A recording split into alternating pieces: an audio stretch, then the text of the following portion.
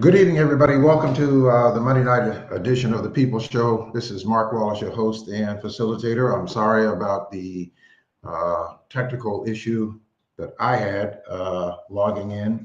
I had it up on a double, so it was getting some feedback there. All right. So we're having some issues. So please, there we go. All right, there we are. Okay. All right. So welcome back to the program. We're going to get started. We got a lot to cover tonight. We got my special guest that's coming on, Deggans, who is an NPR full-time TV critic and media analyst. He's going to be coming on with us at the bottom of the hour. We also have reached out to Congressman Jackson to see if we can't get Congressman Jackson to come onto the program about this latest bombshell that has taken place or happening with the leaks of war plans that has been reported by all of the major outlets talking about what has taken place in terms of this leaked, that was some sort of a text that went out from the Secretary of Defense that leaked out plans of this attack on Yemen. So, and the report says the Trump administration accidentally texted me. This was coming from Jeffrey Goldberg, who says that the U.S. national security leaders included me in a group chat about upcoming military strikes in Yemen. I didn't think it could be real. Then the bombs started falling. The world found out shortly before 2 p.m. Eastern time on March 15 that the United States was bombing Houthi targets across Yemen. I, however, knew 2 hours before the first bombs exploded that the attack might be coming. The reason I knew this is that Pete Hegseth, the Secretary of Defense, had texted me the war plan at 11:44 a.m. The plans included precise information about weapons, packages, targets, and timing. Uncompromising quality, enduring impact, your support. This was what was in the text. Jeffrey Goldberg is the editor-in-chief of The Atlantic and the moderator of Washington Week with the Atlantic. This is one of Donald Trump's, of course, media outlets that he likes to attack. And of course, if there's any media outlet that's not friendly to him, then of course it is on his hit list. And so Congressman Jackson is calling for the resignation of Pete Hegseth. So this is the letter that Congressman Jackson wrote. I am calling for the immediate resignation of Secretary of Defense Pete Hegseth and other top cabinet officials in the wake of the shocking and dangerous leak of classified United States war plans detailing potential strikes against Yemen. The careless mishandling of sensitive information has not only compromised national security, but also put the lives of U.S. service members and our allies at tremendous risk. The irony of this catastrophic failure is impossible to ignore. This is the same administration that launched relentless attacks on diversity, equity, and inclusion programs, dismantling them under the false pretense that diversity initiatives weaken national security and undermine merit. Yet, under their so-called merit-based leadership, we now faced a situation where two officials couldn't safeguard classified information or uphold basic responsibility of securing sensitive national security communication. This administration prioritized ideological attacks over competence and accountability.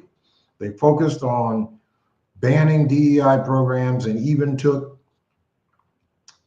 aim at cultural icons like Jackie Robinson and the Enola Gay exhibit, stripping any acknowledgement of the complex and diverse history that shapes our nation. Yet, while they were busy erasing history, they failed to prevent a security breach of historic proportions, one that could plunge the United States into another devastating conflict. To make matters worse, the failure comes after the reckless deployment of unvetted IA systems to identify budget cuts across the federal government.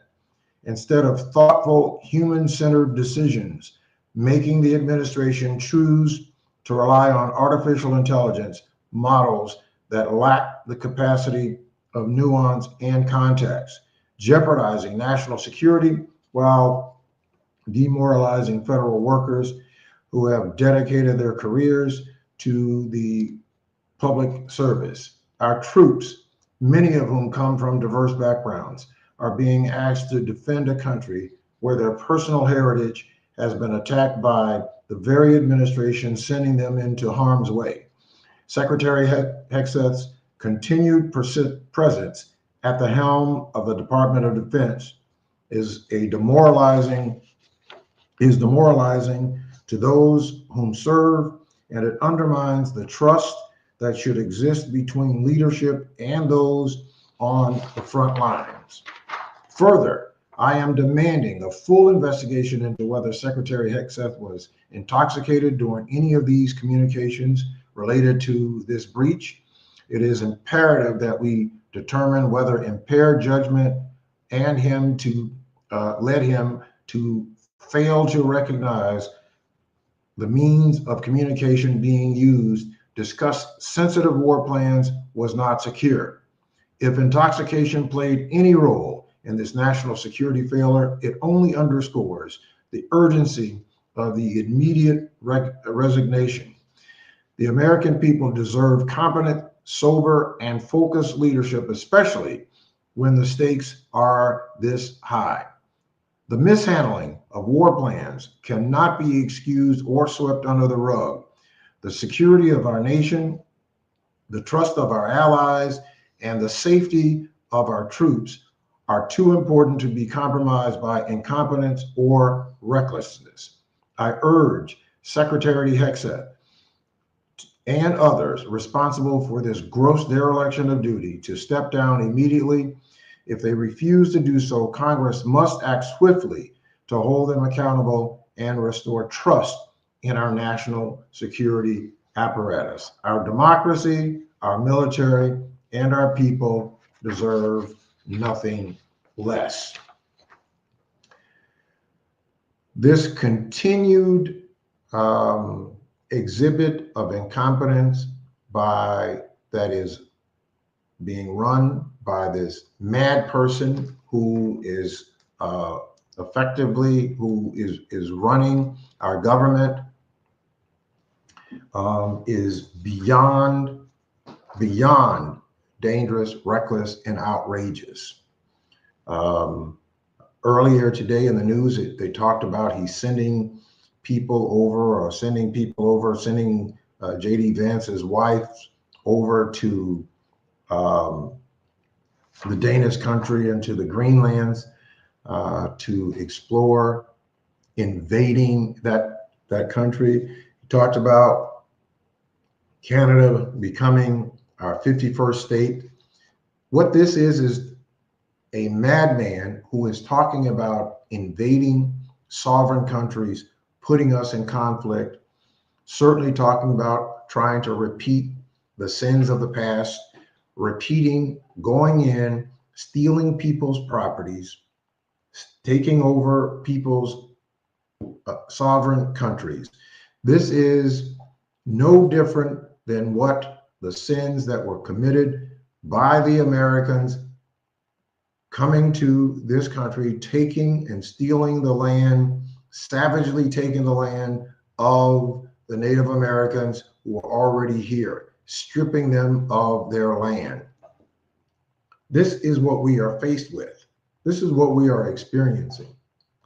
And some of you, maybe not those of you who tune into this program, but a whole lot of people supported this absolute buffoonery that is going on in our country right now. It's beyond buffoonery. It is incompetence, it's reckless, it's dangerous, and it is putting our national security interests and the world in a very peril circumstances, and it is not to be taken lightly. But this is what happens when you combine disinformation, misinformation with ignorance. When people allow for their frustrations and their overwhelming ignorance, where most people are not going to spend the time reading, researching, analyzing information, and understanding process, that they will get up on some of these platforms and spew out misinformation or disinformation that has not an ounce of any type of truth to it. It's not even what you would call a formative opinion, because an opinion certainly has to be rooted into some type of factual background. Just because you blurt it out of your mind, just because you think it doesn't make it truth, and just because you feel it doesn't make it a fact. And I have grown completely exhausted of trying to be diplomatic with ignorance, and what I would refer to as willful ignorance, that putting the lives of other people at risk, in harm's way,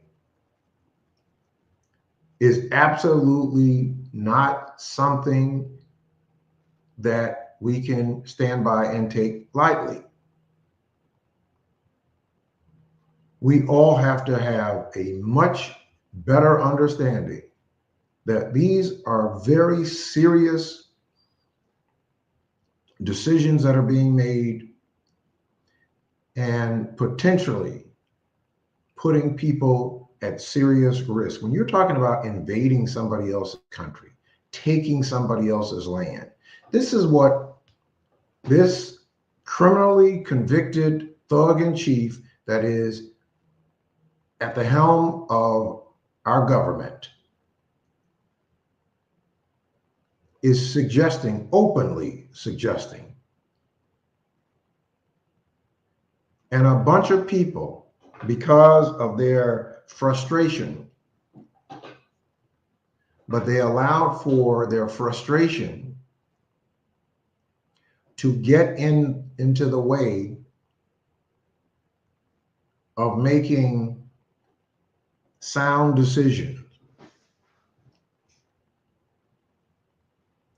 You may not have and may not be someone who shares the ideology of the Democratic Party. You may have a very different view of things, or you may have a different opinion of things. However, that opinion needs to be rooted into some type of facts.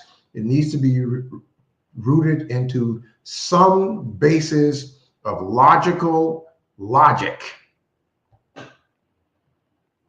It can't be just because it's your belief. If that's just your belief doesn't make it true.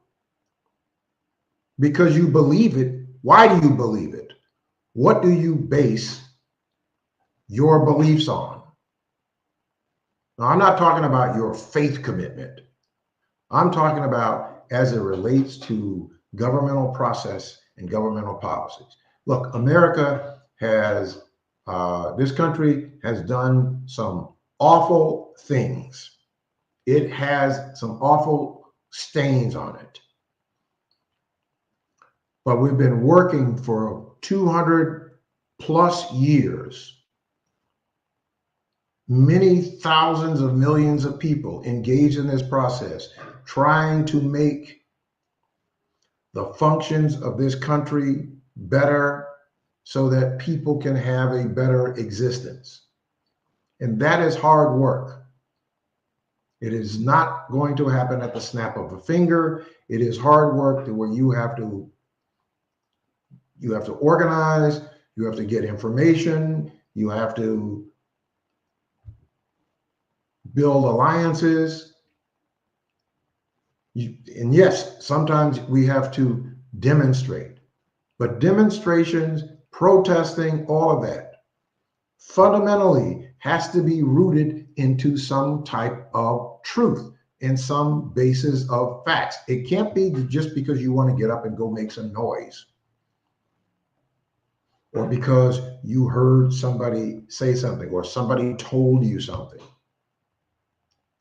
and you have no idea of whatever they told you, whether it be fact, whether it be true or not. But the fact is that, you know, it sounded as though it makes sense. I hear people in the streets who don't bother to read a paragraph in any newspaper, pretending as though they are so profoundly informed and they're so profoundly ignorant of how things happen. And people like Donald Trump and his minions, they know this, and they play to the ignorance of people, because people like that on a larger scale only see sound bites that come through mainstream media or these conglomerates or these big outlets that the Trumps and the maggots and the Elon Musk, that they have the affordability to propagate misinformation and disinformation.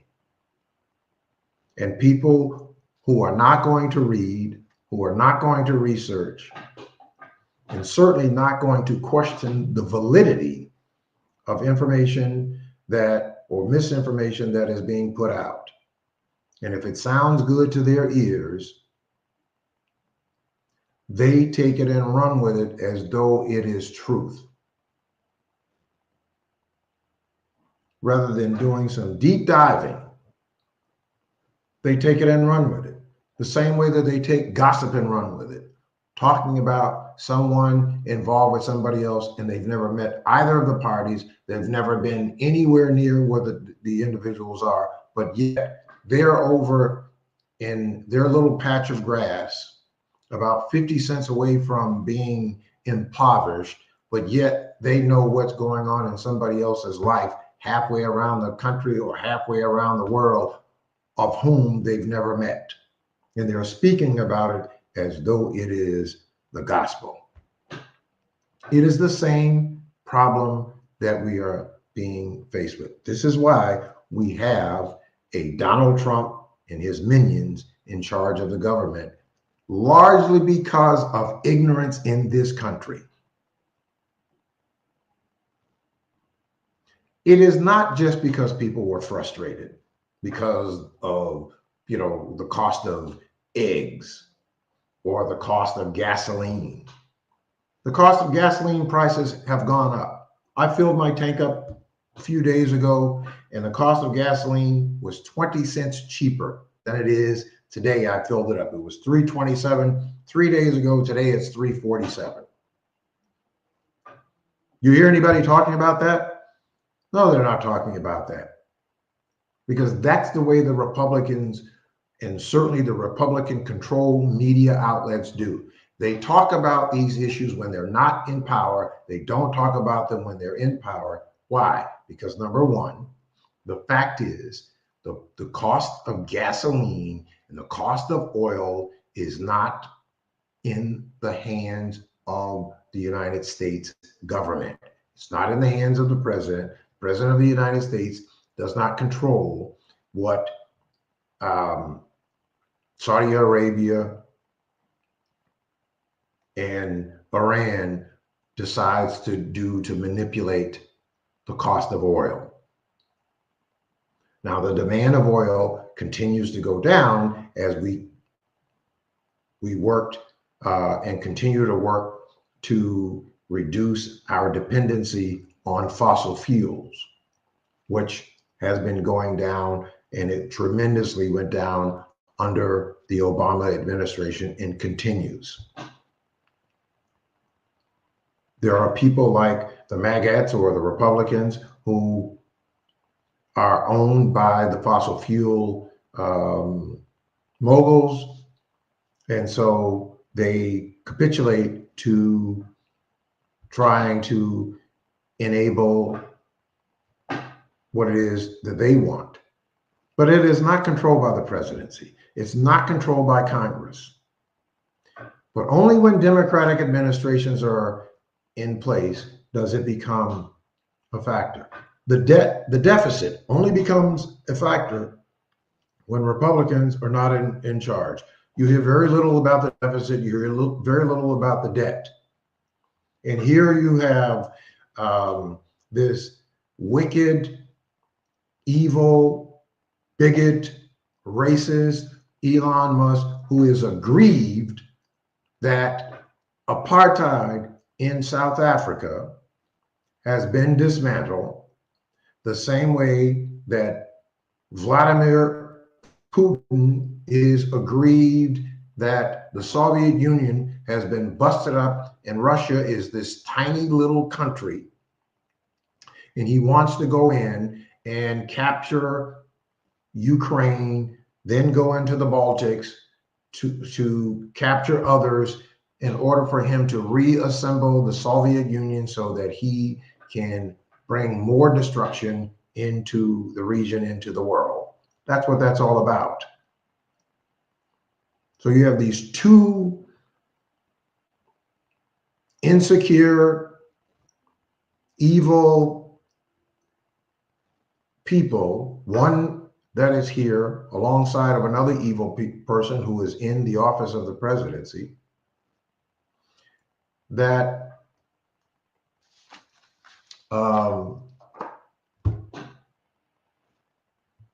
just want to wreak havoc on the country.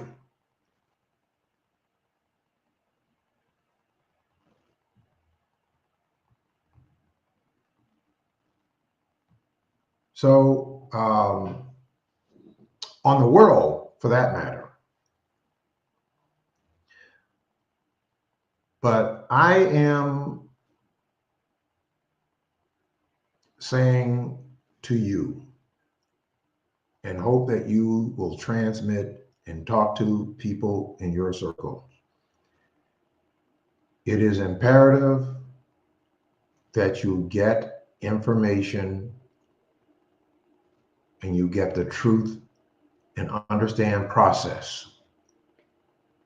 That there is a process, that there has been lots of work done by thousands and thousands of people to put these processes together to serve the American public. These so-called cuts and firings that they are doing illegally and against the Constitution is not about efficiency.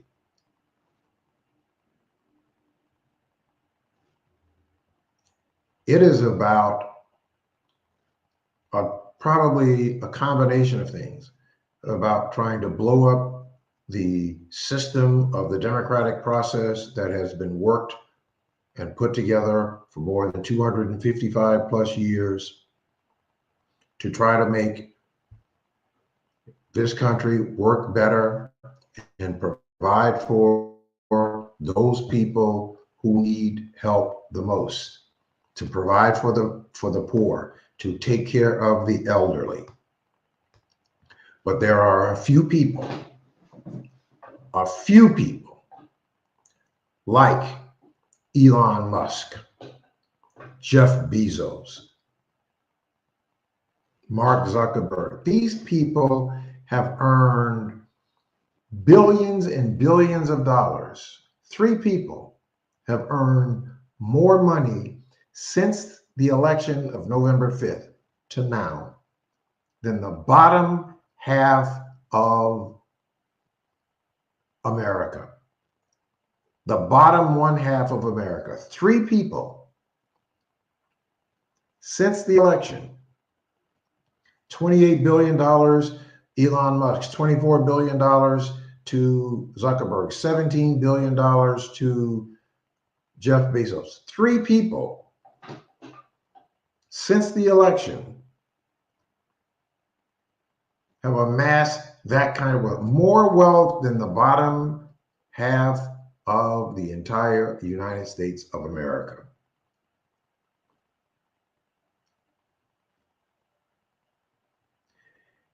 But yet they want to put people on the streets. Elon Musk wants to call Social Security the biggest Ponzi scheme.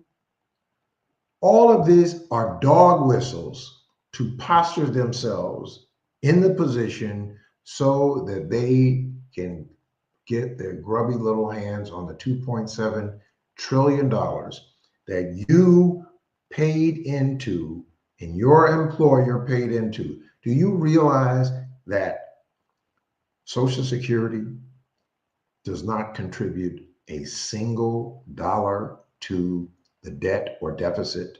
Not a single dollar. Not $1. Why? Because it is an income tax that you pay, your employer pays into to a fund. So it sets up the big national pension so that when you reach a certain age, that you will be able to be cared for and you will have a income to take care of you in your retired years. It has nothing to do with the federal deficit. But what they want to do is privatize it so that they can give it to some big conglomerate like some big banks, or that instead of you getting a check from the federal government, it'll go to a bank so that they can siphon off your money and they can make billions and trillions of dollars off of the interest of your money, your hard-earned money, and find ways to cut your benefits. That's what this is about. And you need not be ignorant of this. The last thing that I want for people to be is ignorant. And those of you who have followed me over the last 14 plus years know anytime you call my program, you cannot call my program, you cannot with misinformation or certainly unvetted information, because I'm going to check you. It is an irresponsibility. And in the same right, it is irresponsible to be misinformed, because of misinformation and disinformation is why we have the ridiculous administration that we have in place right now that is putting us all at risk. We're going to talk more about that a little bit later on. I see my guest is here with us. We are going to be talking about continuing this conversation about what's happening in the media.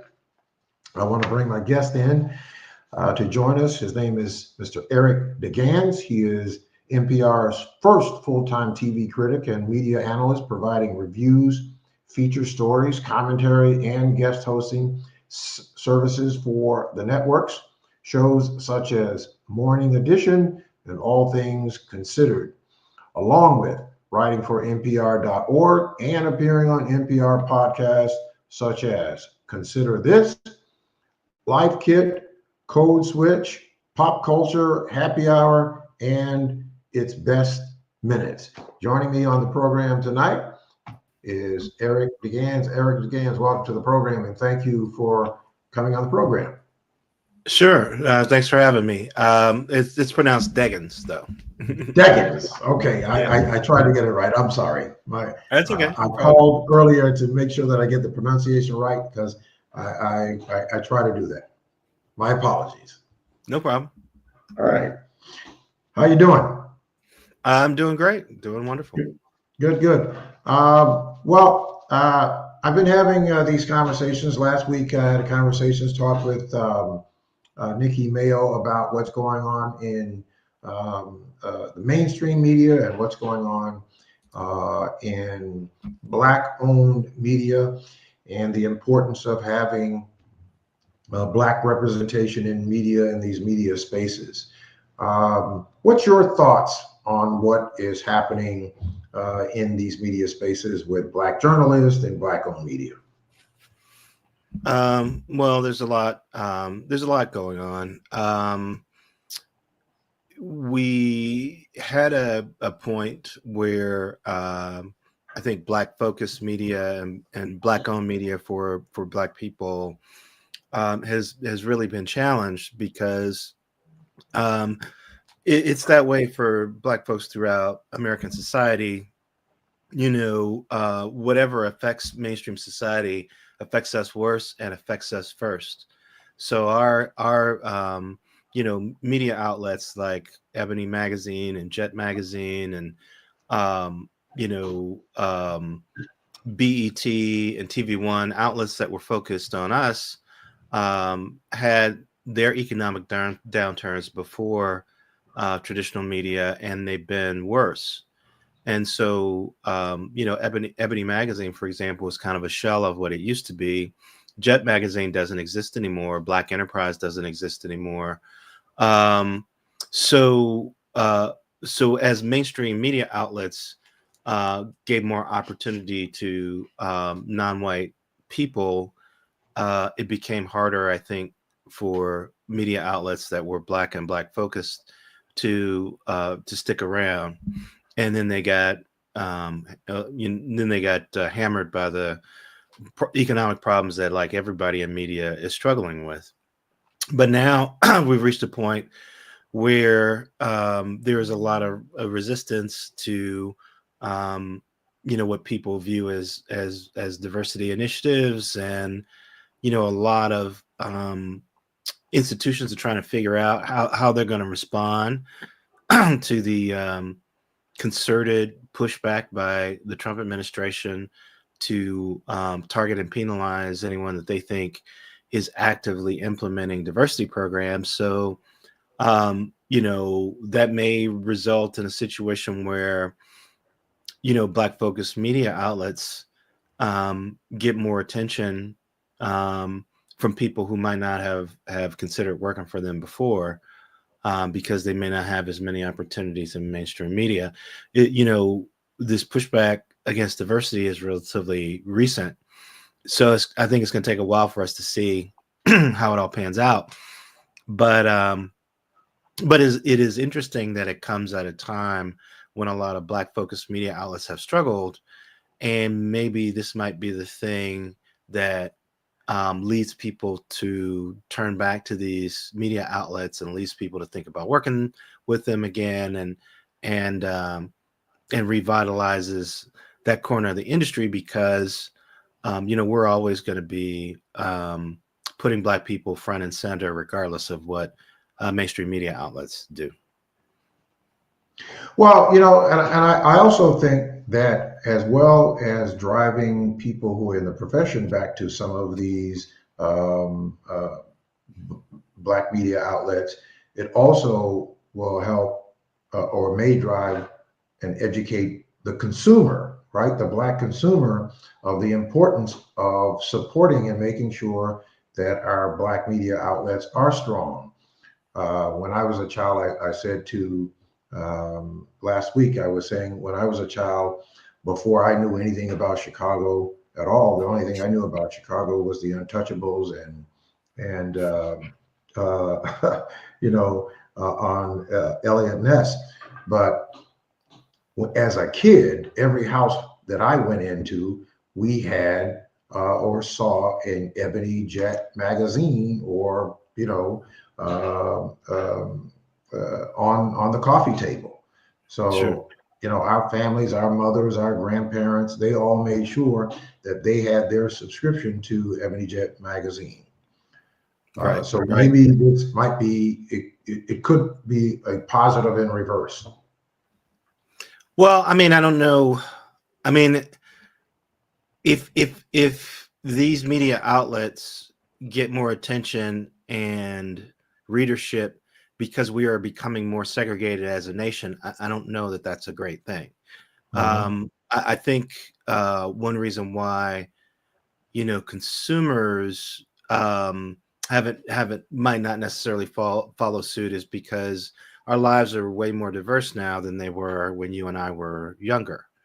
Our neighborhoods and our workplaces are way more integrated than they were when we were kids. So, you know, turning back the hands of time to make us as segregated as we were when we were growing up in the 60s and 70s. I don't know that that's a great thing.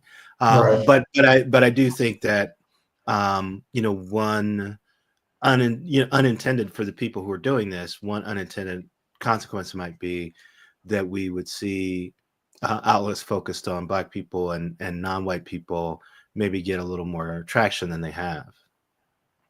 Yeah, I don't want to. Yeah, I don't want to make it seem as though I'm suggesting that segregation is a good thing for us to advocate for. Only that to for those, and as you say, that because things are very different than the way that you and I grew up. I grew up in a community that was built primarily for African Americans. The community that I grew in was built for post World War II Black veterans. But since then, all of our communities are much more diverse than we knew when we were growing up. However, I think that these unintended efforts by what's happening in this administration could certainly raise the consciousness of us that who have not paid attention to some of the important outlets to say, it's important for us to have these outlets. And then for us to have these outlets, we've got to support them. Yeah, absolutely. So, what is your view in terms of the importance of, because there's a difference between having Black media outlets and then having Blacks working in mainstream media. I think, both and are important.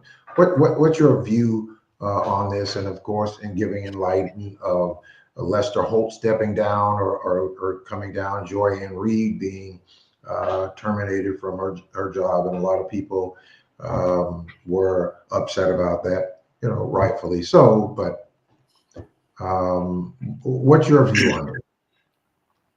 Well, I think that people who watch the TV news industry, and particularly people who watch the cable TV news industry, were a little concerned about some of the um, job changes and reshufflings that happen at MSNBC, and I do think that there is a tendency to sort of link things that may not be linked.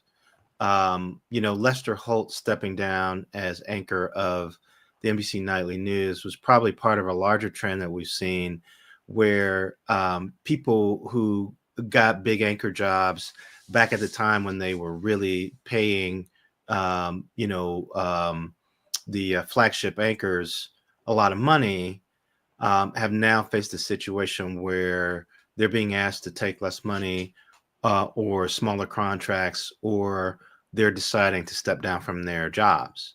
So we saw Hoda Kotb step down from the Today Show. We saw Norah O'Donnell step down from the CBS Evening News, and we saw Chris Wallace step down at CNN. And so I think Lester Holt's move is more an example of that. He was probably, he replaced Brian Williams when Brian Williams had his ethical issues. And so he was in a way one of the last big major anchors to take the job and get a big paycheck. And perhaps he decided that rather than accept less money or reduce responsibilities, that he would just step down from the program and they would hire a younger, newer anchor that I'm sure they're paying less money to. That is different than the shuffle that happened at MSNBC, where some of that seems to be a serious sort of recalibration of their strategy. Now, while we have seen, Joy Reid lose her position, and we also saw Alex Wagner, who's a woman of color. She's not African American, but she is a woman of color. She also lost her position, and Katie Fang, another woman of color, lost her position because they stopped doing MSNBC shows out of Miami. So she and another anchor lost their daily jobs as well. They weren't terminated. They were just reassigned. Joy and Reid was terminated. Yeah, they were reassigned, but to lose a major anchor job like that and then be made into a correspondent is just short of being fired. I mean, of course, I'm sure they are glad they still have jobs, but they are not anchors, and their shows have been eliminated. Joyanne Reid was probably let go because she isn't a correspondent. Katie Fang and Jose Diaz-Balart, they've worked as correspondents before, and they were working as correspondents even when they were anchoring shows. So it was easier to sort of transition them into just being correspondents or hosting other shows at other time slots. Joyanne Reid, her job was to anchor the show she was anchoring, and once they canceled it, there wasn't really something else for her to do. And again, I bet how much she was getting paid was factored into it, but they, there were two other Black anchors that got elevated in that same shuffle, and there will be anchors of color on the weekend as well. So it's hard to know whether there's going to be a net loss in diversity once the dust settles. But what is interesting to me is that it's happening because the Black woman who was running MSNBC, she got replaced.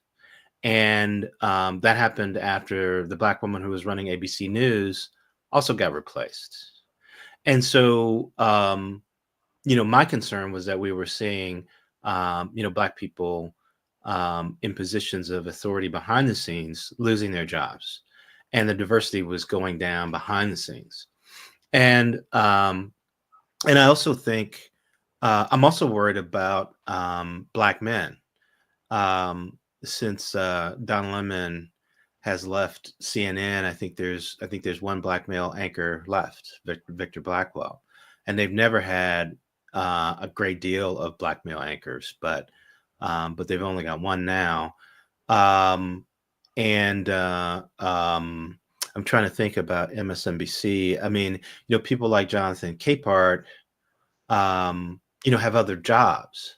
Right. So do they have Black men whose main job is working at MSNBC or NBC News who are featured on that cable channel? Since Joshua Johnson's left, I'm not sure they do. So so I'm really concerned about the fate of Black males in this environment as well, because even when there's diversity, there's not necessarily diversity in terms of gender and people of color. So there's a lot to balance there. And I think we don't yet know what MSNBC is trying to do, particularly because it's going to be part of Comcast spinning off all of its cable channels and having them operate in a separate company. It's hard to know if that means MSNBC is going to have more resources because they don't have to send their profits to support Peacock or something Comcast wants to do, or if it's going to be harder for them because they're going to be cut off from the infrastructure of NBC News and they're going to be cut off from Comcast.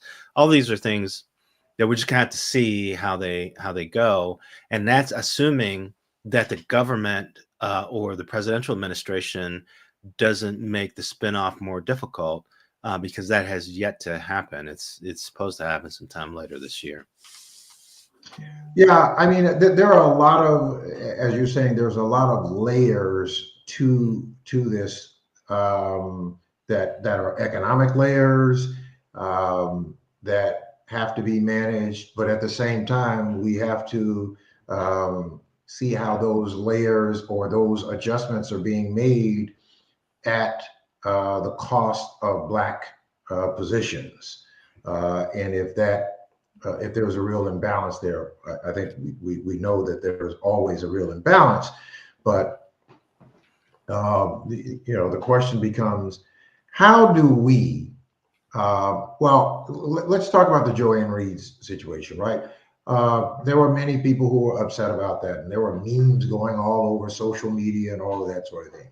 And so I had a conversation with Dorothy, and Dorothy, she pointed the thing out. She said, um, Now you're talking about Dorothy Tucker, the past yeah, president of National yes, Association of Margaret Black Journalists. Tucker, yes, past president of NABJ, who is a friend of mine, and we were having a conversation, and she said, "Look, that will do nothing for Joanne Reed.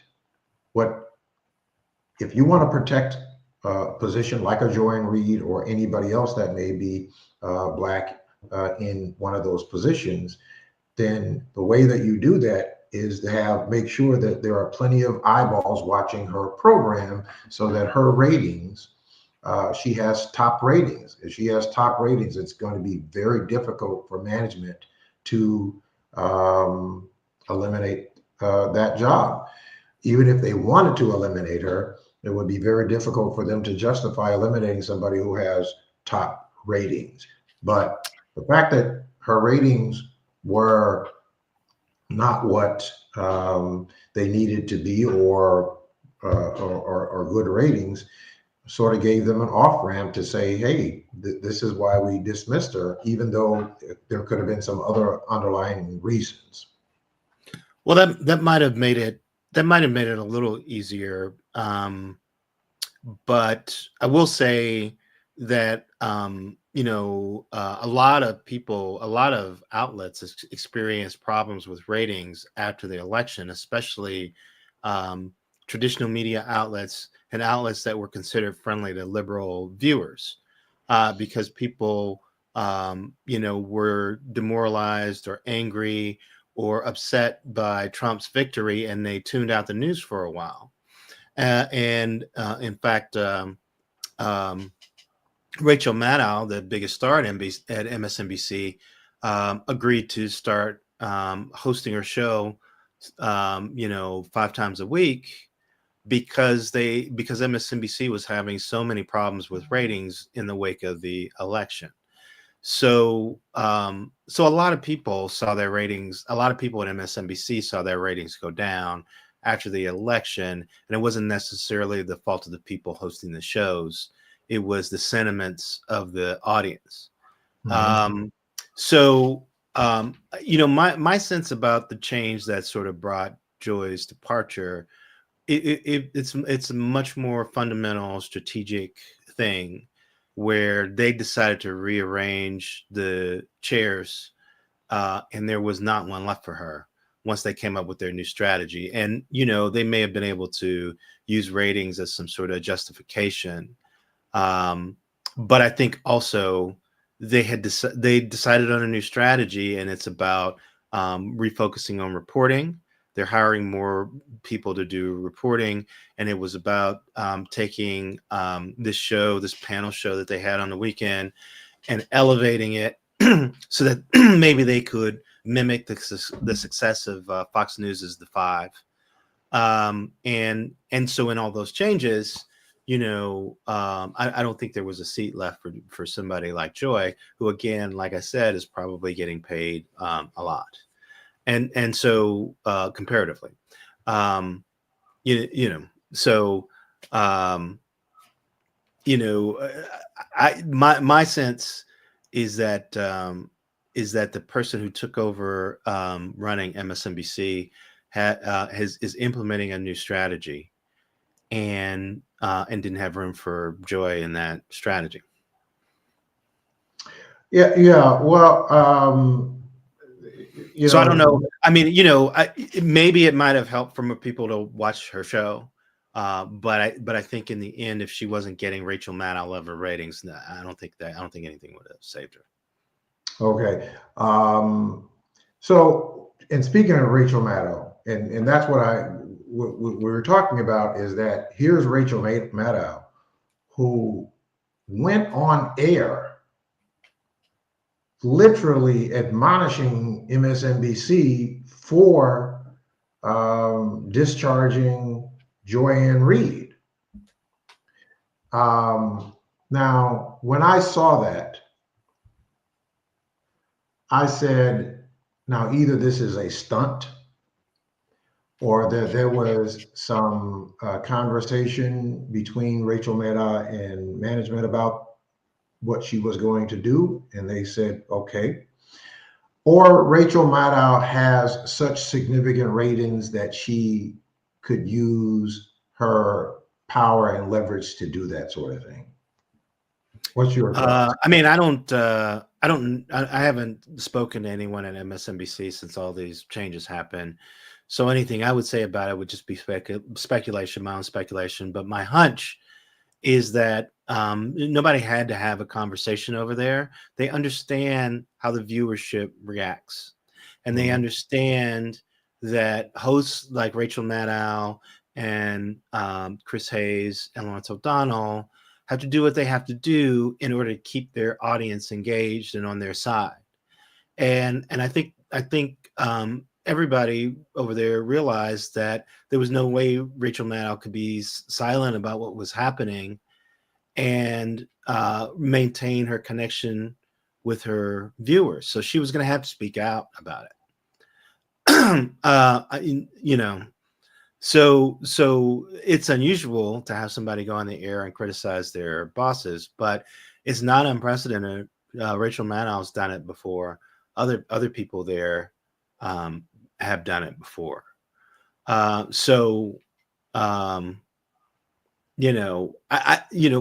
just, when I saw it happening, I sort of thought, they know that the audience is going to be upset. They are allowing the anchors to distance themselves from the decision that management made. And management has decided to sort of endure some public criticism, because they know that in the end, it's better for their anchors if their anchors are allowed to criticize the decision, because in the end, when the dust settles, they are going to do they're going to implement this new strategy that the bosses have decided on. And that's what's happened. So there were a couple of days where they were criticizing the leadership at MSNBC, but now they're moving forward with hiring the people to implement their new reporting initiatives, and the people who got new anchoring jobs are making their plans to start hosting those shows. So what do you think in terms of having Black representation in media across the board? Obviously, you have to have writers, you have to have producers, you have to have news directors, and that sort of thing. So where do you see the leverage for Black people included, and certainly being in positions to make sure that the Black perspective and the Black story news is being reported? Well, I think we're in a moment where there's a bunch of people who are trying to say that that point of view is not necessary for media outlets, or it's not necessary to prioritize it. I've always said that an important part of accuracy in journalism is making sure that you have a wide range of opinions and a wide range of backgrounds and a wide range of people involved in creating the product, because we know from bitter experience, when you have something like George Floyd's murder, or you have something like Black Lives Matter protests breaking out across the globe, or you have a situation where Sandra Bland is killed under mysterious circumstances. It's important to have a diversity of people in the newsroom trying to cover these issues, so that every perspective is kind of considered, so that every source is reached out to and is given full consideration.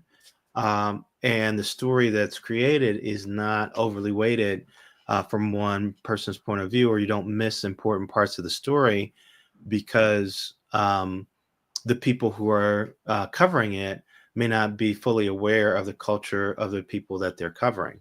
It's a I think I think it's a the word I think it's a tough situation when you have a nation that is growing increasingly more racially diverse. If you have a press that's covering it that's becoming less diverse, it just increases the potential for misunderstandings, for things getting missed, for things not being understood, for people being left out of coverage, for voices being ignored or suppressed. It just makes it much harder to do accurate journalism.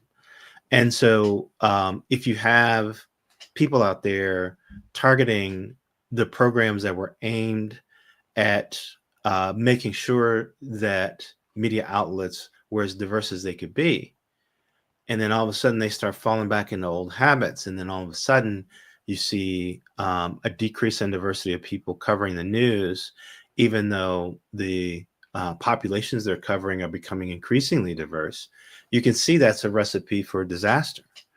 And I think people who are not involved in trying to bring institutions like newsrooms up to the kind of parity that we see in the community. People who are not involved in that, they don't understand how hard it is. It is really difficult to get the diversity levels at a national news organization to reflect the diversity levels of the country. And if you're not focused on it and working hard to make that happen, it's easy to fall behind in those numbers.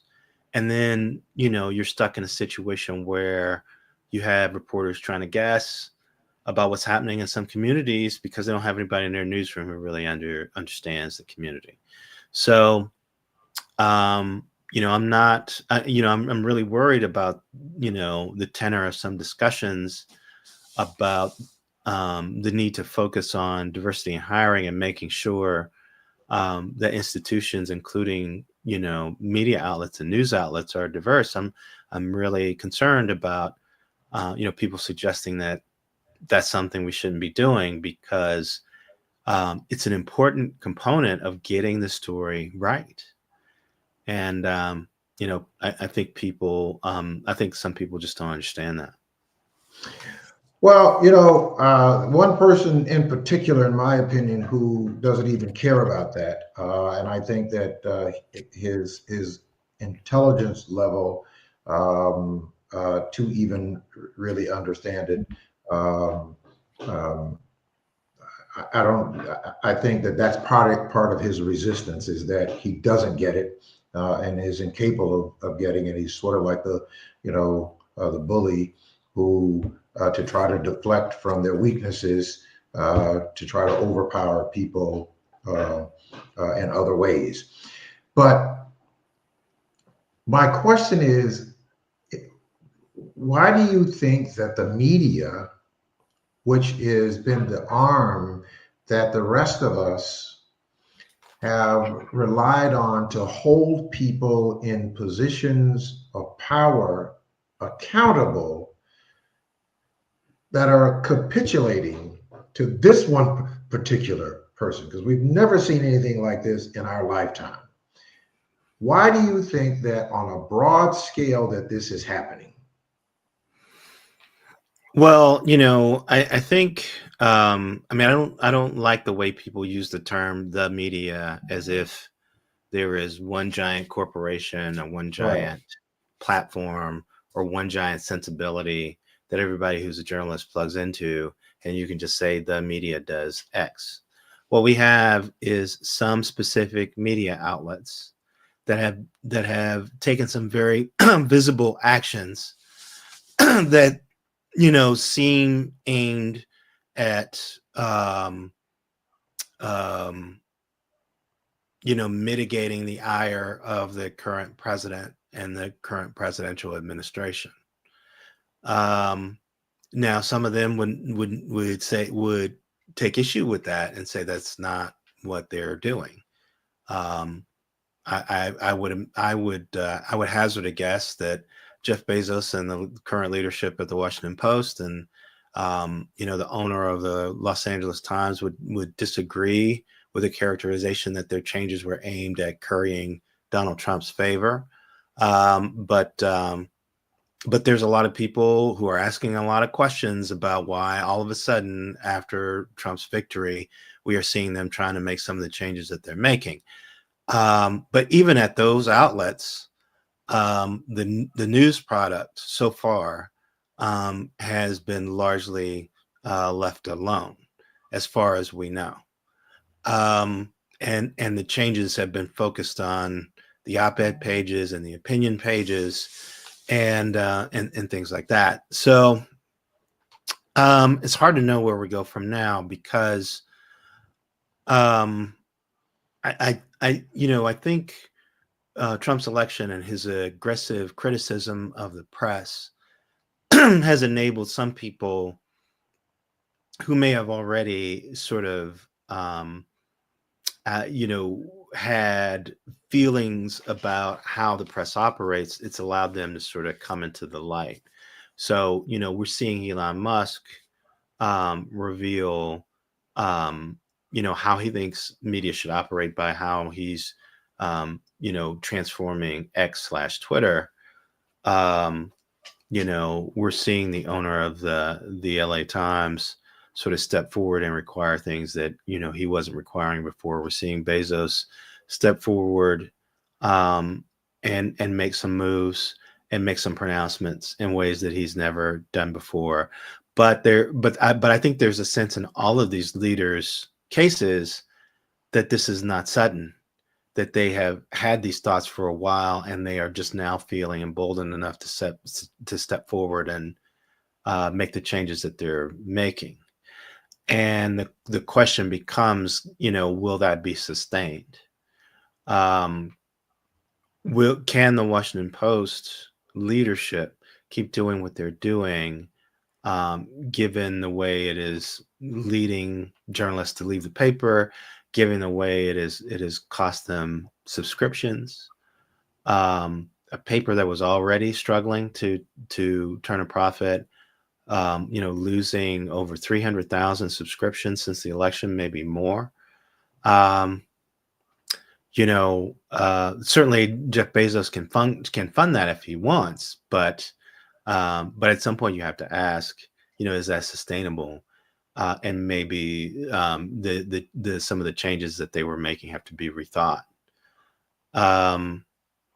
So it's early days for a lot of things. And I think it's important to keep an eye on what all these media outlets are doing, and in particular, keep an eye on their news coverage, and see if any of these changes or ideas that we're seeing suddenly talked about manage to seep their way into the news coverage, because that would be also a new thing and would be even more alarming. And also, I think one thing we don't talk about enough is how to deal with media outlets that don't seem to be practicing journalism, that seem to be practicing propaganda. Mm-hmm. And you know, how do traditional journalists and traditional journalism and traditional media outlets deal with an outlet like Fox News Channel that may have people who work there who try to do regular journalism, but the overall organism is a propaganda outfit that cloaks itself in the trappings of a news channel so that it can avoid accountability for the propaganda that it is transmitting to viewers. Um, what do we do about even more extreme media outlets that are claiming to be news outlets, but again, are have a tremendous amount of propaganda and misinformation and disinformation and what they deliver to people? What do we do about media platforms that have suddenly decided to give up on content moderation at a time when their users need it more than ever?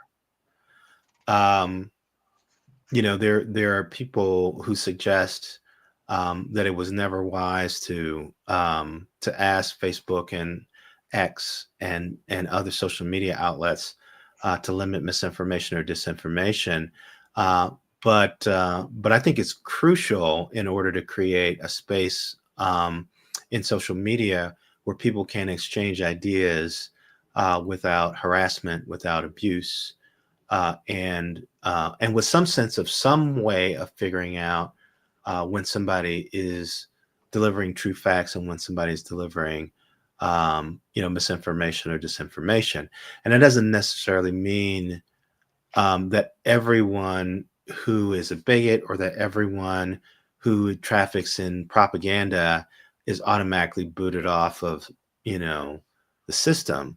But I think it does mean that you require certain standards of people, and if they repeatedly violate those standards with absolutely no sense that they will respect or obey the very minimal standards that are required from some social media platforms, then I think you have no choice but to tell these people, well, until you're willing to conduct yourself responsibly, you can't be a part of this gigantic social media platform. Frankly, in the same way that you can't go on, ABC or CBS and use certain curse words or talk about certain bodily functions, without incurring huge fines from the government. you know, so we have a history of, determining that some public areas of communication can be subject to, content guidelines. And they don't have to be strict, but they can help winnow down all of the really damaging and hurtful and abusive misinformation and disinformation that is currently clogging social media outlets like X. Yeah, I don't even know how Fox can call themselves a news outlet any longer, because they've completely abandoned the ethics or anything similar to the ideology of journalism. Well, I mean, like I said, again, they would not agree with that, but I think you can look at a lot of what they do. I mean, just seeing that they had to pay a $787 million settlement for constantly saying that Donald Trump did not lose an election that he clearly lost. Mhm. Gives you a sense of the level of propaganda that's going on in some of their programming, and and sort of beyond what any one programmer is doing, there is a larger strategy at work that is about committing journalism in some areas of the company so that they can get access to the White House press briefing room, or so they can get access to press conferences, or so they can have the privileges that journalism organizations have, but also affect the sensibilities of their audience in the way that propaganda outlets do. They get to have it both ways, and in the process, I think it is really breaking down how average Americans talk to each other about political issues, because we are being subverted and distracted by all this propaganda that doesn't have much of a basis in fact, and people are basing their political beliefs on things that are not true and that they have been told on purpose. So what do you say to the young person who is in college right now studying journalism, looking at the climate of where things are as a black student, right? Because when you look at the White House, as you mentioned, at the briefing room, I don't think that there's a black reporter now, or certainly a black journalist that's even in the briefing room right now, unless I don't know, because I haven't watched a press conference there in a while. Um, but I do think that as people of color, we've always known that we have to work harder and we have to be sharper, and um, and we have to have, in a lot of ways, our own definitions of success, because it's you can't count on a mentor at a established outlet. You can't count on a relative who knows somebody necessarily. We've always had to make our way in a way that involves putting your head down and doing the work and taking advantage of every opportunity that you can. And I guess, I mean, what I would tell young journalists now, in a way, is what I've always been telling young journalists, which is, don't get too distracted by how you think other people may see you, and don't get too wrapped up in what decision someone else may make that's out of your control. Just make sure that the things you can control, you are doing your best job at, and you are executing as well as you possibly can. Mhm. And whatever if you're a student, you know, make sure you're learning as much as you can. Make sure you're taking advantage of every opportunity to put yourself in different coverage situations. So, you're doing a sports story 1 minute, and, you're doing a podcast the next, and, you're writing a column, a political column the next. Make sure you're getting a wide range of experiences when you're in a situation where you haven't yet started your career. You can try a lot of different things to see what you like and what you're good at. And if you fail here or there, people will understand, and you'll get an opportunity to try something else the next time. And then the toughest thing is to come up with a workable strategy for how to build your career at a time when the media seems particularly unstable. And the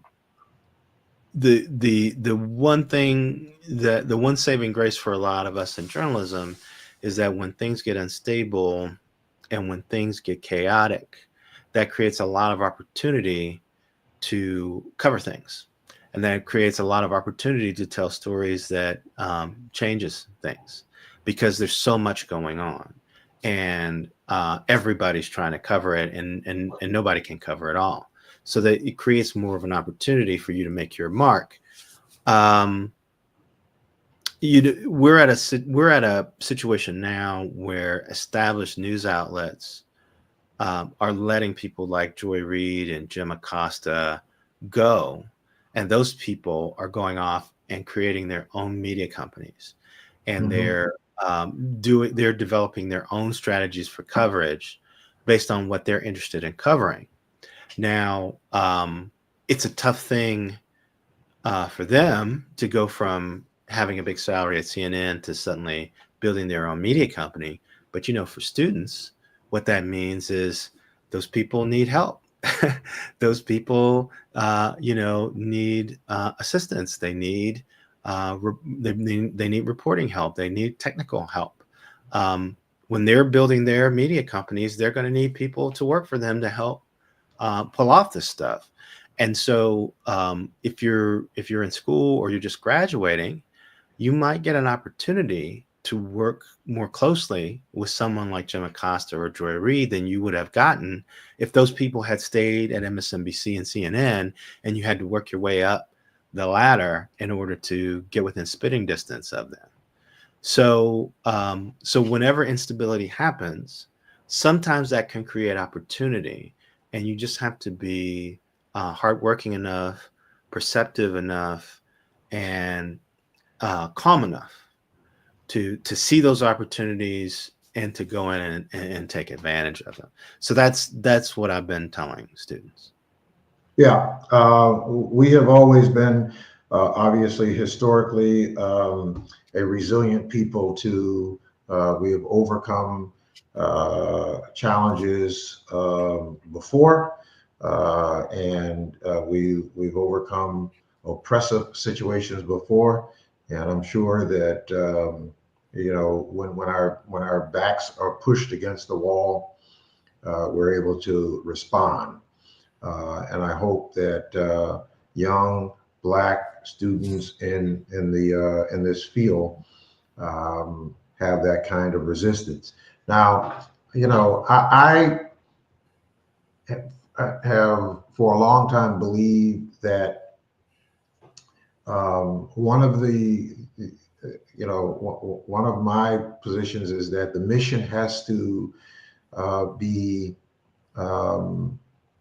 as or more important than the money. Now, obviously, the money is a foundation because we have to be able to eat. We have to be able to, to have, a basic support of livelihood. It is very difficult for a person coming out of college going into this area. What do you suggest, as you did, like some people like a Joy Reid or Jim Acosta, but there's not a lot of those people who are in those positions that are going out starting, their own media. But for the student that is coming out of college, in this environment, I don't know that. I mean, there's not a ton of people who were big stars on cable TV. News channels going off and starting their own things. Although, along with Jim and Joy, there's Don Lemon, there's Soledad O'Brien, there's Roland Martin. There's actually a lot of people who used to work for these cable TV news channels who then went off and started their own media companies, and they're doing a lot of different kinds of work. They're creating documentaries, they're hosting syndicated shows. They're creating their own programs for YouTube and for Substack. So, and that's just the people who are well known. That's not counting people who are not necessarily big media stars, but who have also decided to start media companies.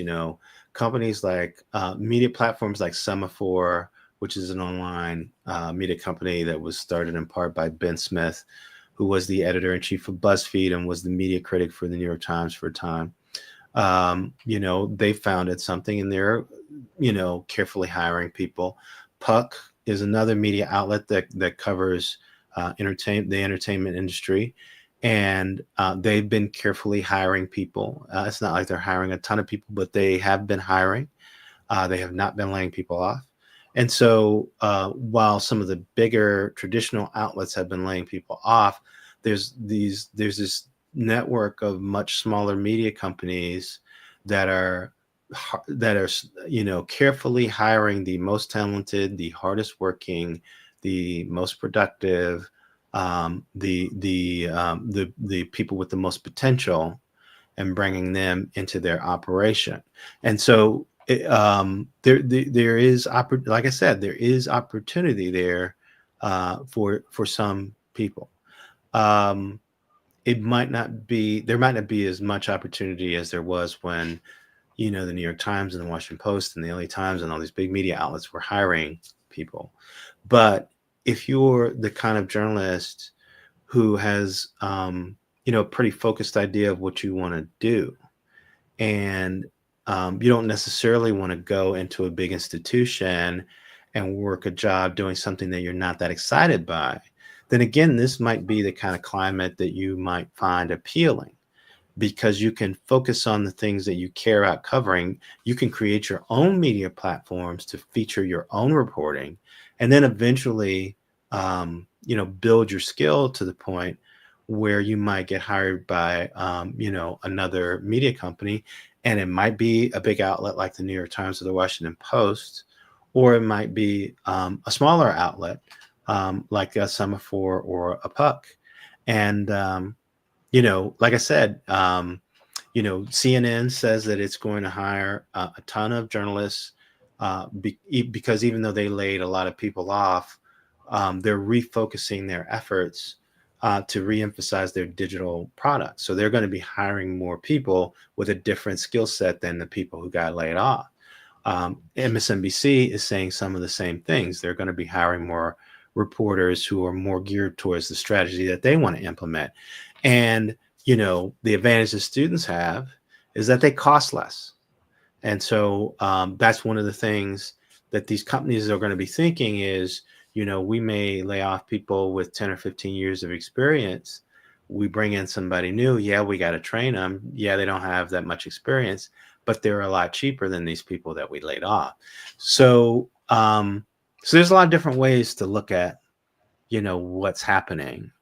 And it's not necessarily all doom and gloom particularly for students and for our young people. I think in some ways it might be even more disruptive for mid-career journalists who have experience, because all of a sudden the ground underneath them is shifting, and they may not be able to sustain that job that they had at the big traditional media outlet.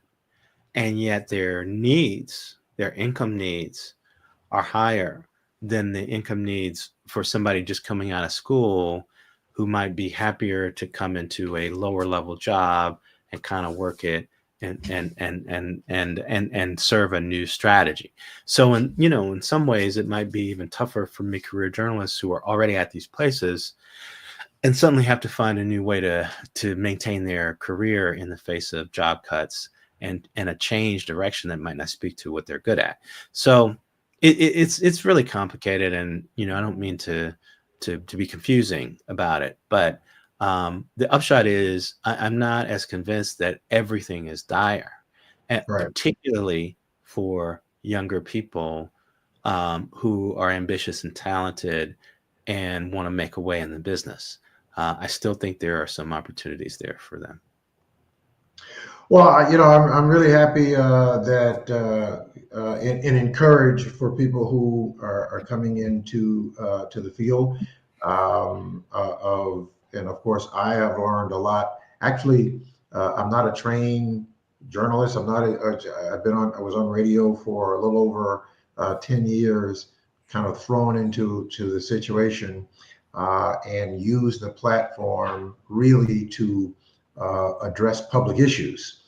Sure. and have made some impact there, which is how I know Dorothy Tucker, because I've been interviewed by her a number of times, and other people in the mainstream news media here locally in our area. But I've been able to be exposed to professionals like yourself and others to get more understanding of how it works behind the scenes. Right, because most people just see you on the television and they think, okay, it's all glitz and glamour, when there's a whole lot of other layers that make this work. Absolutely. But it's really encouraging to hear what you're saying about it. It's not doom and gloom, and I believe that it's not doom and gloom. We're in some very. It's not all doom and gloom. It's some doom and gloom. It's some doom and gloom. I mean, people are getting laid off, a little bit around, and there's staff reductions, and and salaries are not what they used to be. It is tough in a lot of areas of media, but there's also a lot of people trying new things. There's also even a little bit of money out there for people who have innovative ideas. So I think, the way to see it is that it's a time of instability, and in a time of instability, sometimes there can be opportunity if you're smart and focused and lucky. So Yeah. Well, you certainly have worn quite a few hats in your day, in your career, I should say, mhm. um, and you've contributed to places. I look at like 60 Minutes, which is one, if not my favorite news program to watch, and probably the one that probably still has the highest credibility rating of most of the news outlets. Would that be fair to say? I do think it has a lot of credibility. I've never contributed to them. I don't. You may be thinking of the NBC Nightly News. I was a contributor for NBC News for a while. I had a contributor Okay. contract with them, so I appeared on NBC Nightly News a few times, and of course on MSNBC a lot more times. And I was on CBS Sunday Morning in a story about NPR, and I've been on CBS Mornings a few times as well. But yeah, one of the things I think I benefited from is in recent years, um, the people who run big media outlets have become much less strict about keeping the people who work there from doing work for other platforms as long as you keep doing your main job well. Mhm. So I've been lucky to always work at places that understood that me writing a book review for the New York Times like I did last summer, or appearing on MSNBC or CNN, it helps my brand, but it also helps the brand of the place where I work, and it helps me as a journalist because I'm having these journalism experiences that broaden my palette and increase uh, my contacts. So, if I ever get to the point where I want to actually do a story about CNN, well, there's producers that I deal with all the time because I go on the air there. There's anchors that I've talked to over the years where I've appeared on their shows. And so, I do have some friendly ears. I can sort of say, hey, hey, what do you think about this? Or, hey, do you think this is happening? And on top of the fact that just being on CNN, can help spread NPR's brand to people who might not normally hear about what we're doing. So, I would say I'm probably part of the first generation of journalists where, traditional media outlets were much less rigid about that kind of thing. Before me, if you worked for the New York Times, they were very, sort of strict about what else you could do, and were very skeptical about the value of letting someone who worked for the New York Times, even write a book, let alone go on CNN or something like that. And I think nowadays that has all changed, and nowadays everybody realizes that there's value in letting reporters who have the will and the ability to do other things, to let them do it as long as it doesn't disrupt their main job. It's just like, people were really rigid about working in the office until COVID hit and everybody had to work from home. And then all of a sudden people realized, well, you can do these jobs from your home. Maybe you don't have to be in the office 5 days a week. Maybe you Right. only have to be in the office 2 days a week or 3 days a week, or not even that much, depending on what your job is. And so, but it just woke people up to the idea that, hey, the technology and the ability of the staff is such that we've reached a point, um, where these things can happen, and it just makes things better for everybody. It's more convenient for everybody. It makes it easier for everybody to do their job and to do more in their job, and to do appear in other places as well. So I feel very lucky that I sort of come along at a time when I could write a book. I mean, when I was TV critic for the Tampa Bay Times, they let me, basically be a part-time commentator for NPR. So I was doing TV reviews for the newspaper, but I was also doing radio reviews for NPR. And then eventually NPR offered me a job.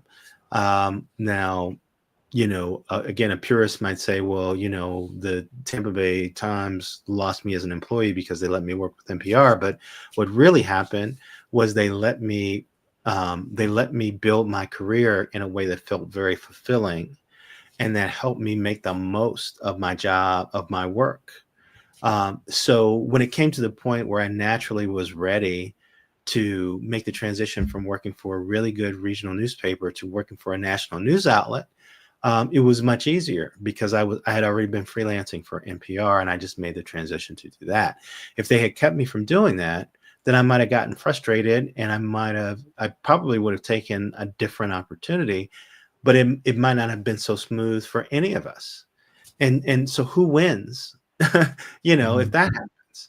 So I've been very lucky in that. And then when I went to NPR, they knew they were getting an employee who was involved in a lot of different things. So I've freelanced for the New York Times, and I've freelanced for Emmy Magazine, and I've guest hosted TV shows. I guest hosted shows for CNN, and guest hosted even local politics shows here in Florida, and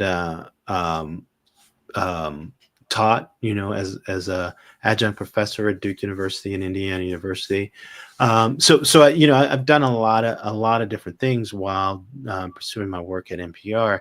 I think all it's done is kind of spread my brand to a wide array of people who wouldn't necessarily have heard of me, and spread NPR's brand along the way, and also strengthen my abilities as a journalist and as a communicator, because I was able to do all these different things.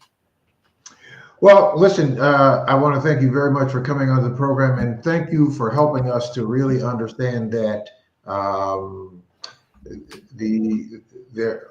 although there are some things that happen because of race, some of what we have been seeing, just the timing just happens to be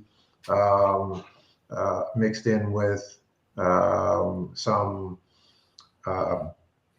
Well, it's this weird combination of larger trends happening in media, and money. People trying to save money, people trying to redirect money, and larger corporate strategies that sometimes people get caught up in. So, it is. I do think it makes sense to keep an eye on the bottom line and say, okay, when the dust settles, do we still have the level of diversity that we had before, or has it gone down because everybody was distracted by all these other things that were happening? And I don't think that's something we'll really know for sure for a little while yet, but it is definitely worth asking the questions, and people should keep a close eye on what's happening, because it is so easy for those diversity levels to fall when people prioritize other things. So it's not a wrong question to ask. It's just, I just think there's a lot of reasons why these changes are happening, and we won't know the full impact of them for months yet. Right. Keep your eyes open, but understand that there's always transition. You got it. All right. Thank you so much for coming on the program. I hope to talk to you again sometime. And we still want to do that roundtable panel. And maybe we come back after we see some things happening, and then we can, do another analysis to see where we are, and if in fact, those levels have changed out. I think that makes a lot of sense. All right. Thank you so much. We appreciate it. Bye. Take care.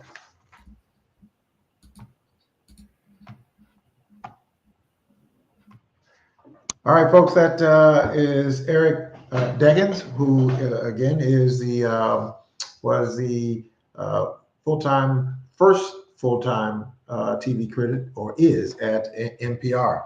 I learned a lot there.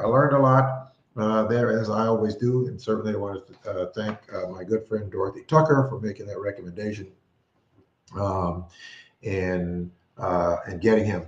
I did reach out to Congressman Jackson, as I said to you earlier, tried to see if we could get him to come on to talk about his letter that he wrote in to calling for the resignation of Pete Hegseth. Now, in reality, do we really expect that that is something that will happen? I don't think so. I don't think so that we can, and I don't think that any of us um, um, are that naive to think that this administration even remotely cares about, especially if they wouldn't do anything that's going to make them look bad. So him asking for Pete Hegseth to resign is not likely. Now, he did say in his open letter that if the administration is not going to do something about it, then Congress will have to do something about it. Congress is not going to do anything about it because it's going to take 2/3 of the Senate to make that happen. There's not enough Republicans that have the courage, the character, and the consciousness to do what is necessary to go against Donald Trump. It is wildly, wildly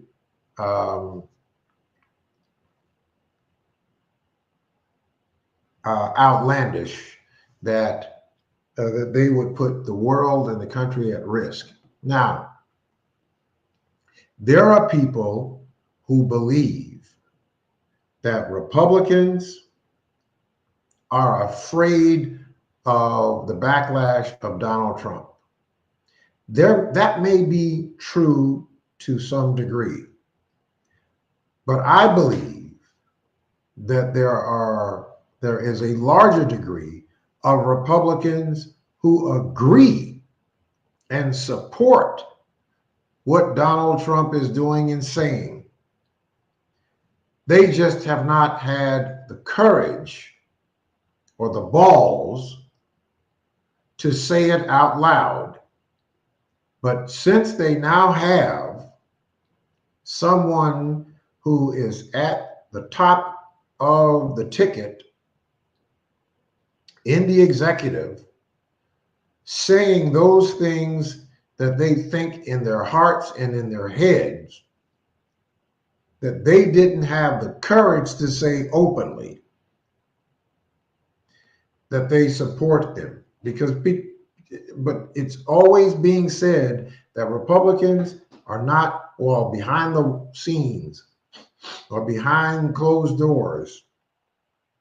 They ask why he's doing this. There may be some of that.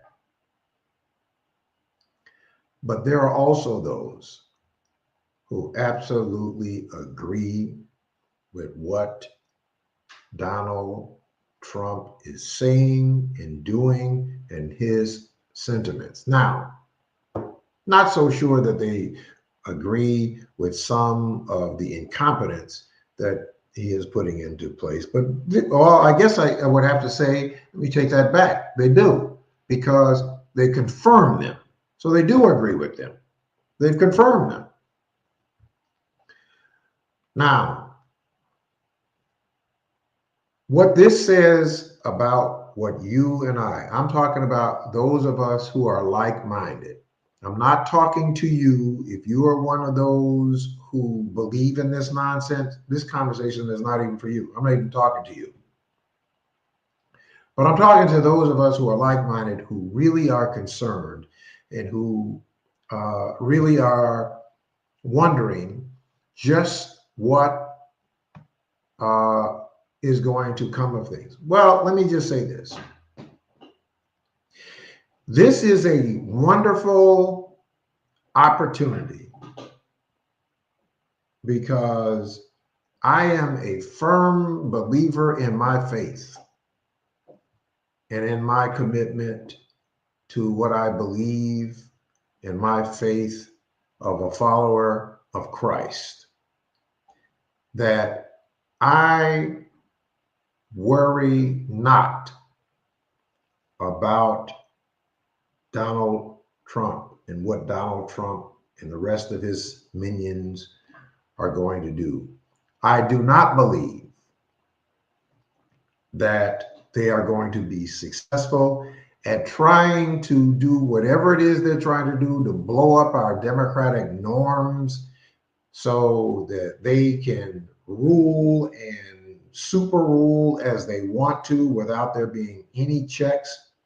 I don't believe that they are going to be able to completely dismantle the fabric of what the founders put in place. I don't believe that.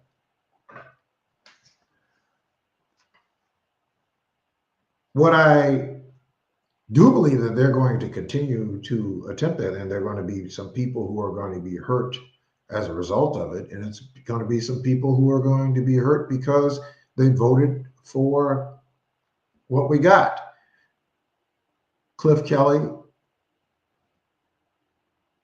here in Chicago would say oftentimes you get the government that you deserve, meaning you get the government you deserve because that's the government that you voted into place, or that's the government that you didn't bother to go out and vote to protect. Even though that there were great opposition and voter suppression going on to limit people's ability to get out and cast a ballot. That being said, there are still woefully ignorant people within our populations, woefully politically ignorant. Some people have become so blinded by their rage that they will forego any reasonability. Now, I have heard people say ridiculous things like Joe Biden, at the end of his term, Joe Biden could completely destroy the country. I mean, people who I thought were people that were people of reason. Not that they're not people of intelligence, but I'm talking about people of basic reason. And based on their comments and based on their opinions, we know where they fall politically. But they don't have the courage to come out to say where they fall politically. I know where they are because their comments are always one-sided. So we know where they are politically. They just don't have the guts to come out to say where they are. And that is fine because they just revealed themselves as to who they are. It is astonishing that some people, because of their grievance, because something did not go the way that they wanted to go, that they just assume blow up the entire process. Let me bring it clear to you. Here in Chicago, Brandon Johnson is the mayor of the city of Chicago. Brandon Johnson, for 2.5 years, is not going to correct decades of mismanagement, corruption, and everything else, incompetence. In 2.5 years is not going to correct that. It is a fallacy for anybody to think that. Complete fallacy. Now, and you are terribly misinformed if you think that. Now, for people to go around talking, oh, he's going to be a one-term mayor and that sort of thing. I have an issue with Brandon Johnson that I am going to challenge him on.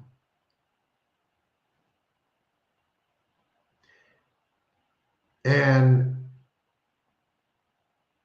because he lied about what he said he was going to do about what we are uncovering, some explosive data about red light cameras and speed cameras here in Chicago. And I am going to be coming out. We are going to be coming out with the explosive, factual, by the numbers data to demonstrate that this is a system that is in place that does not produce what they have purported that it produced based on their own information.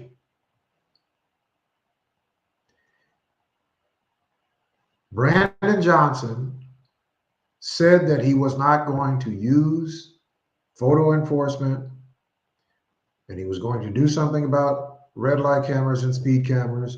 He met with me before he even announced as a candidate. We discussed it when he was a candidate. I supported him as mayor, and I still support him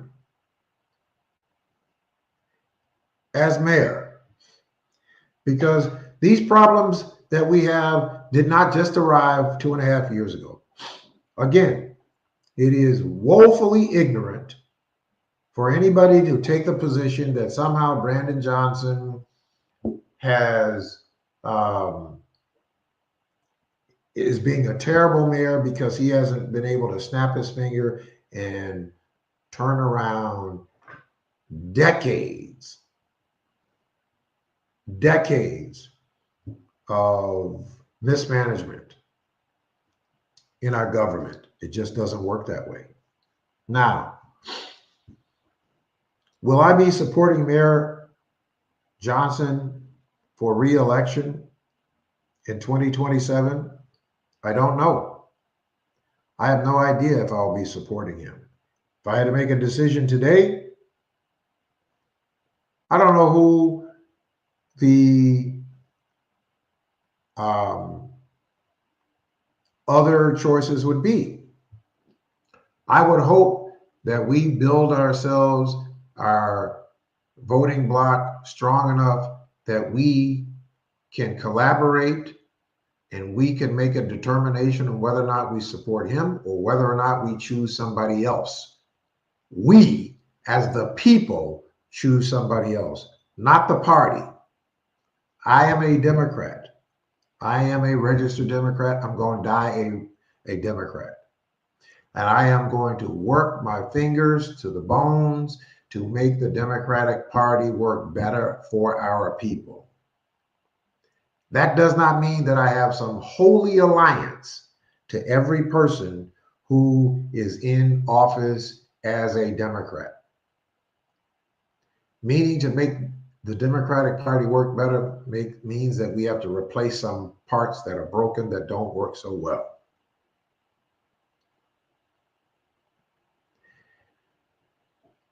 The idea of blanketly saying that I'm supporting Brandon Johnson, first of all, 10 by 10 to win is going to make the determination as to who we support as mayor. But I can tell you this. We are going to challenge Brandon Johnson on policy that is negatively impacting our communities. And I am going to hold his feet to the fire because he lied about what he was going to do about this policy. I can parse those differences. I can challenge him on policy without attacking the person or without even saying that I wouldn't support him in another term. It depends on who the opposition or who the challenger would be.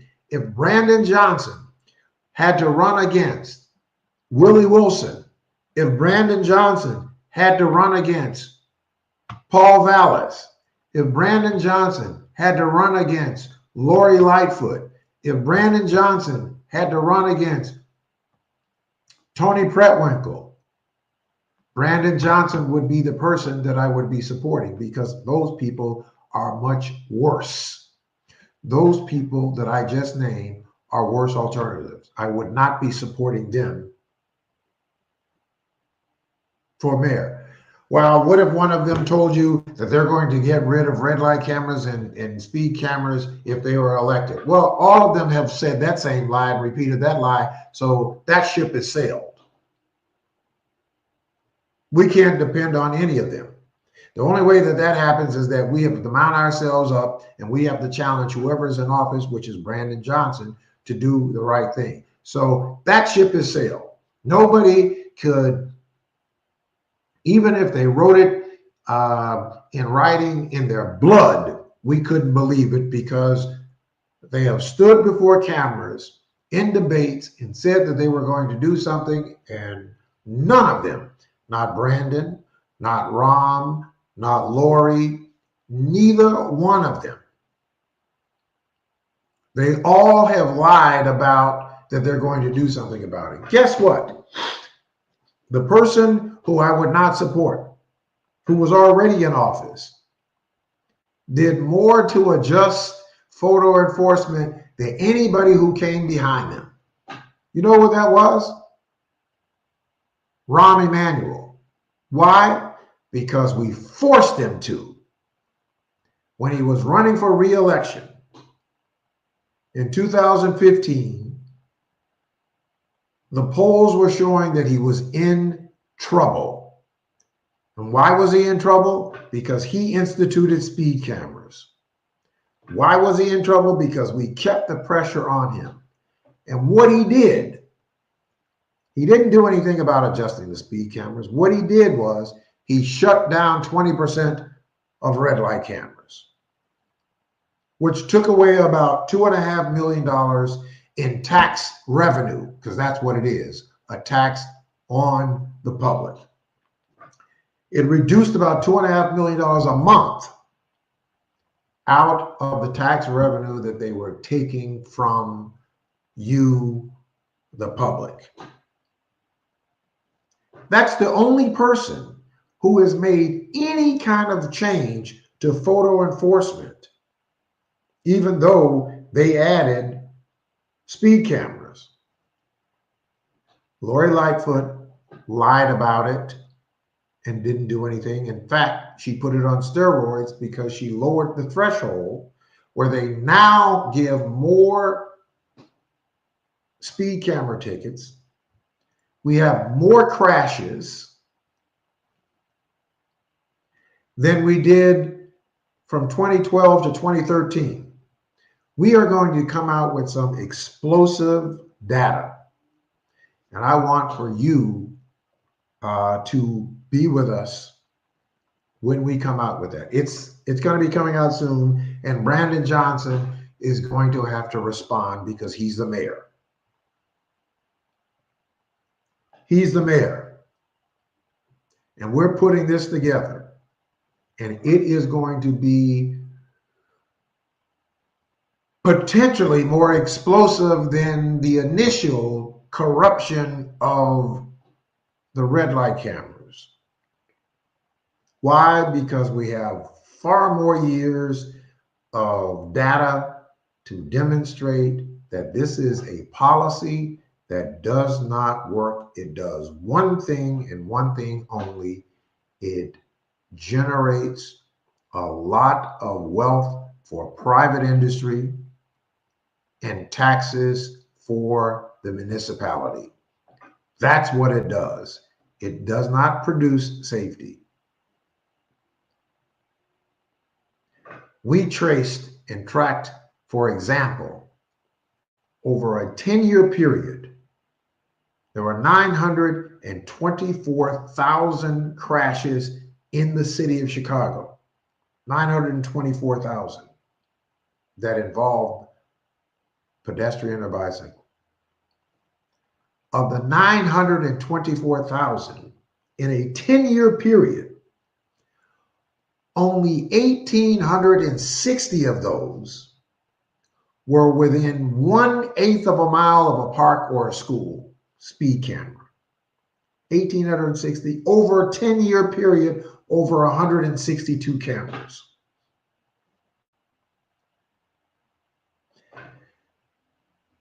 Traffic crashes are up. They are not down. On one road, we found that in a 10-year period where they put a speed camera, there were 2 traffic-related crashes that involved a pedestrian or a cyclist. 2.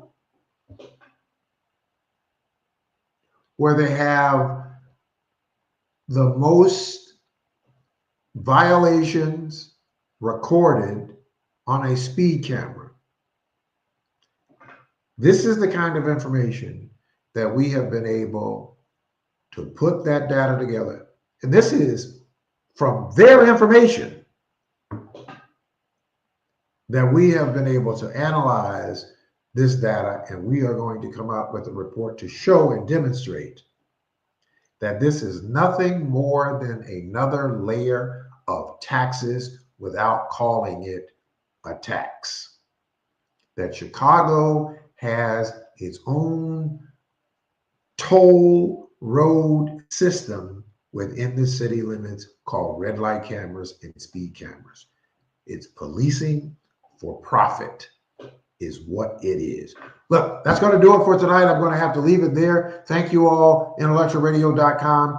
We'll be back with you next Monday night. Starting in 2 weeks, Monroe Anderson is going to be on with us every other week. So we're going to be going back to our Monroe Mondays. Starting in 2 weeks, look for Monroe Anderson. Thank you all so much. We'll see you next week. Same time, same place.